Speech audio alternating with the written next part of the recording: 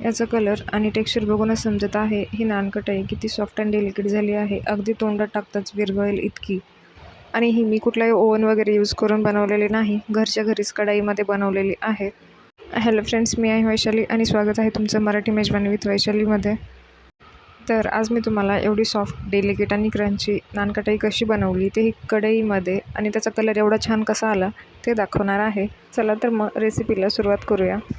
इथे मी 1 वाटी पिठी साखर घेतली आहे आणि सेम त्याच वाटीने 1 वाटी तूप मी ॲड करते. तुपात तुम्हाला तुळशीची पानं दिसत असतील, कारण ते आम्ही घरीच कढवतो.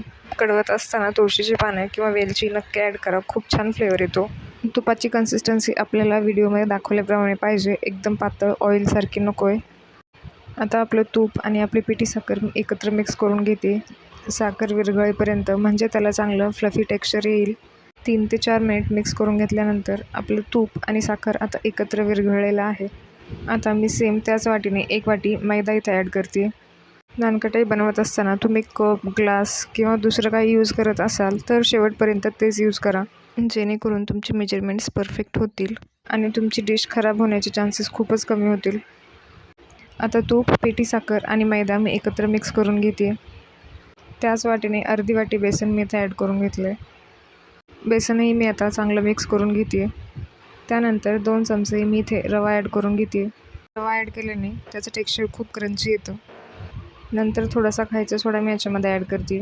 पाव चमचापेक्षा पण कमीच खायचा सोडा मी इथं ॲड केला आहे आणि अर्धा चमचा बेकिंग पावडर ॲड केली आहे. तुमच्याकडे बेकिंग पावडर नसेल तर तुम्ही खायच्या सोड्याचे प्रमाण वाढवू शकता, पण जर असेल तर तुम्ही बेकिंग पावडरच वापरा, त्याचे रिझल्ट खूप छान येतील.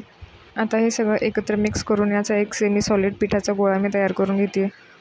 तुम्ही बघू शकता मी इथे सगळे मेजरमेंट एकाच वाटीने घेतलेले आहेत, म्हणून पीठ एकदम परफेक्ट तयार झालेलं आहे.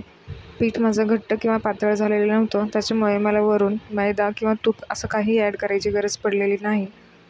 आता सेमी सॉफ्ट जो डो तयार झालेला आहे त्याला बिस्किटासारखा राऊंड शेप मी हातानेच देते. पीठ जर का एकदम परफेक्ट बनलेलं असेल तर हे बिस्किट लगेच तयार होतील. नानकटाई प्लेटमध्ये ठेवत असताना थोड्याशा अंतरावर ठेवा, कारण जेव्हा आपण त्यांना कढईमध्ये बेक करू तेव्हा ते त्यांचा शेप थोडासा गेन करतील आणि ते एकमेकांना चिटकणार नाहीत. मी एक स्टीलची प्लेट घेतली आणि त्याच्यावर नॉर्मल व्हाईट पेपर ठेवलेला आहे. ते बटर पेपर किंवा फॉईल पेपरही यूज करू शकता. इकडे मी normal white plain paper use केला आहे, जो की तुम्ही चित्रकलेच्या वहीतलाही यूज करू शकता. पेपरला आपल्याला वरून तेल किंवा बटर काहीही लावायची गरज नाही. आता गार्निशिंगसाठी मी माझ्या नानकटाईवरती बदाम आणि काजू लावून घेते. तुम्ही ते पिस्ते किंवा दुसरे नट कुठलेही यूज करू शकता. मी हे कढईमध्ये बनवणार आहे, म्हणून मी गॅसवरती एक कढई ठेवली, त्याच्यामध्ये मीठ टाकलेलं आहे. हे मीठ मी जवळजवळ 6 ते 7 वेळा बेकिंगसाठी यूज केलं आहे, म्हणून त्याचा कलर चेंज झालेला आहे. मिठावरती एक छोटंसं स्टँड मी ठेवून घेतलं आहे. तुमच्याकडे स्टँड नसेल तर तुम्ही वाटी ठेवू शकता. 7 ते 8 मिनिट मी कढई प्रीहीट करून घेतली आहे. आता आपली कढई ओव्हनचं काम करेल. कढई गरम झाल्यानंतर त्याच्यामध्ये मी आपली नानकटाईची प्लेट ठेवून घेतली आहे. वरतून लीड झाकून घेतली आहे आणि लीडचं जे काही होल होतं ते मी कागद लावून बंद करून घेतलं आहे.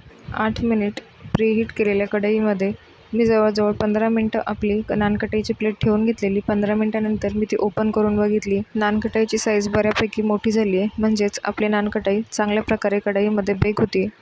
याला आणखी 15 ते 20 मिनिट मी लो टू मीडियम फ्लेमवरती ठेवून घेते, म्हणजे आपली नानकटाई पूर्णपणे तयार होईल. 15 ते 20 मिनटानंतर आपली नानकटाई आता तयार आहे. टोटल 30 ते 35 मिनिट मी याला कढईमध्ये बेक करून घेतलं आहे. लो टू मीडियम फ्लेमवरती जो आपला 3 बर्नरचा गॅस असतो त्याच्यामधल्या सगळ्यात छोट्या बर्नरवरती मी हे बेक केलेलं आहे.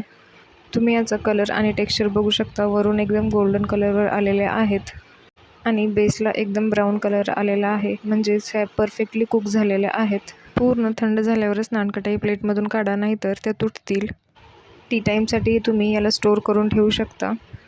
एकदम तोंडात विरघळतील इतक्या डेलिकेट या झालेल्या आहेत. एकदा याची रेसिपी तुम्ही नक्की ट्राय करून बघा.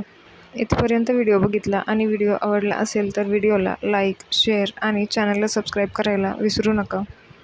तुमचे काही सजेशन्स असतील तर तेही कमेंट बॉक्समध्ये नक्की सांगा. लवकरच भेटूया एका नवीन रेसिपीसोबत. पूर्ण व्हिडिओ बघितल्याबद्दल तुमचे खूप खूप आभार.